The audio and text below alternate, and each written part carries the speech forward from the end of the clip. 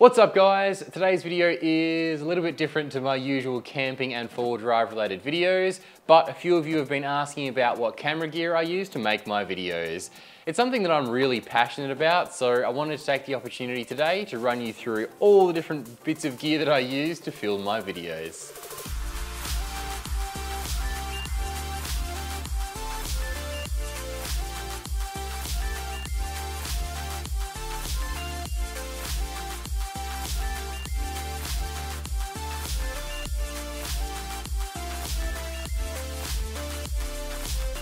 Right, let's start with what I use to either film videos here in the garage or out in one particular location. Basically any videos that aren't a camping mini-series really, because there's some different gear I use for those, which we'll run through afterwards. Now there's three main categories when it comes to filming. There's the video, the audio, and the lighting. For the video side of things, I'm using the Sony A6400, which is what I'm filming on right now. And it's probably my favorite thing in the whole world besides the Ranger. I really agonized over the decision to buy this camera. Like, I don't know how many different YouTube videos I watched and how many different models I was comparing before deciding on this one, but it was still a lot of money to part with. I think it cost around $1,400 for the body only. I got it at the end of financial year sales last year. It's not a crazy amount of money for the style of camera, but it was a lot of money for me to part ways with. However, I don't regret it one bit at all, and it's really allowed me to lift the quality of these videos over the past year. What I love about it is that it has ridiculously good autofocus, a flip up screen so I can make sure I'm not cutting off my head. It's super compact for a mirrorless camera, and the Sony menu system is pretty easy to use, which was great for a beginner like me. Of course, with a camera like this, you need a lens too, and I'm using the Sigma 16mm f1.4 prime lens, which is honestly an amazing lens. That 1.4 aperture lets in so much light, making it perfect for nighttime filming, and as an added bonus, it makes the background nice and blurry. And that's magnified when I come closer to the lens as well, like this. And actually right now we're shooting at f2.2, so not even as low as it can go. I'll dial it back down to 1.4. Check that out, how soft is that background?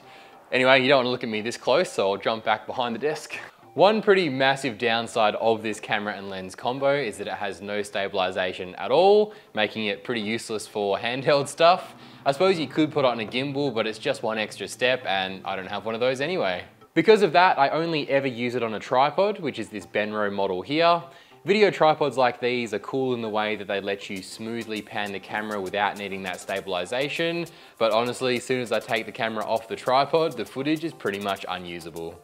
Other downsides are that the speaker in the camera sucks, which makes it really hard to check the quality of my audio recording without taking the SD card out, plugging it into the computer and checking it there.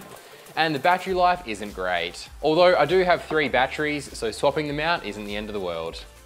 Moving on to audio, I'm currently using the Rode Wireless Go 2 microphone system, which is why you might see some blue lights under my shirt from time to time. This system has 2 wireless microphones and 1 receiver that plugs straight into a 3.5mm input. Rode microphones are fantastic. Before I owned the Wireless Go 2 system, I owned one of the original Rode Wireless Go's, and I only really upgraded to this system for the second microphone. Without getting too technical, if you're only after a single microphone system, I definitely recommend going for the original Rode Wireless Go, because it sounds fantastic straight out of the box with no editing whatsoever.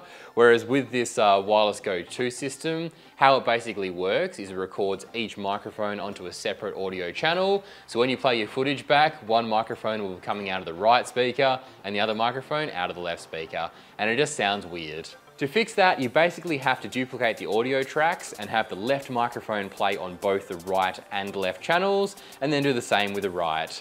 It's a bit of a headache, but for me it's worth it to have 2 microphones. As for lighting, most of the time I'm filming out in the sun, or there's enough light coming through the open garage door that I don't need to add any extra lighting. But when projects run overtime, which they always do, I've got a couple of lights to help make that footage look a little bit less terrible.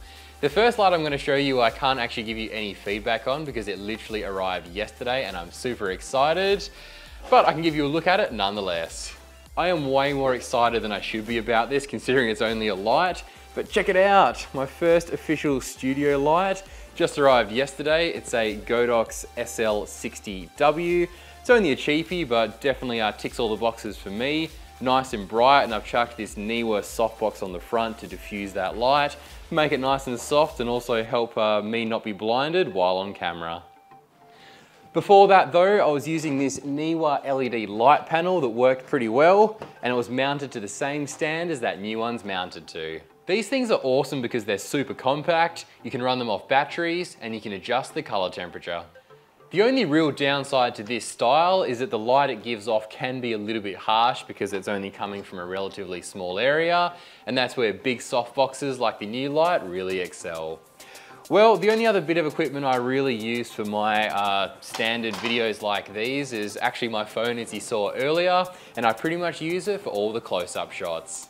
Okay, moving on to the gear I use to film my camping trips. Most of the footage is actually shot on a GoPro Hero 8 Black, and that's mainly for convenience. It's waterproof, I can attach it to the windscreen, to the bull bar, stick it out the window, drive over it, film sick time lapses, and the best thing by far is the stabilization. Which means I can hold it and walk around like this, and the footage is nice and smooth. Don't get me wrong though, this thing drives me nuts. It's constantly crashing, constantly overheating, the battery life sucks, the touchscreen sucks, it's pretty much useless as soon as the sun goes down, and the media mod that you have to buy and use to plug in an external microphone is annoying as hell. Because when the battery goes flat, which doesn't take that long, you basically have to disassemble the entire thing to change the battery. But there's nothing that really matches it for all-round versatility and just video quality, so I'm pretty much stuck with using it for now, at least until something better comes along. And I keep the GoPro and all its accessories in this bright orange box I bought online. It's sort of like a Pelican case, and I just cut all these different sections to fit the GoPro and all its different mounts and accessories. While we're in the box here too, I've also got the GoPro Light mod that clips on top of the GoPro, and it's super handy for filming at nighttime. Drone-wise, I'm using an original DJI Mavic Pro, which actually flies really nice considering it's an older model. It's super easy to fly, the battery life is decent, it's got a few built-in sensors to stop people like me flying it into walls, and it's got a few automatic modes too, so it can do things like tracking the car and stuff like that. Definitely not as well as the modern drones can do it, but pretty impressive for an older model. Moving on to the more gimmicky stuff, I suppose, I've got a DJI Osmo Mobile 3. To be honest, the only thing I really use this for is motion lapses, which is sort of like a time lapse, but instead of the camera being still, it slowly moves from one area to another. Other than that, to store all this stuff, obviously the GoPro stuff lives in its special box, but for everything else, I've got this Lower Pro camera backpack. This thing has been a game changer for me because I literally used to carry everything around separately, but this fits all my gear and everything is super easy to access.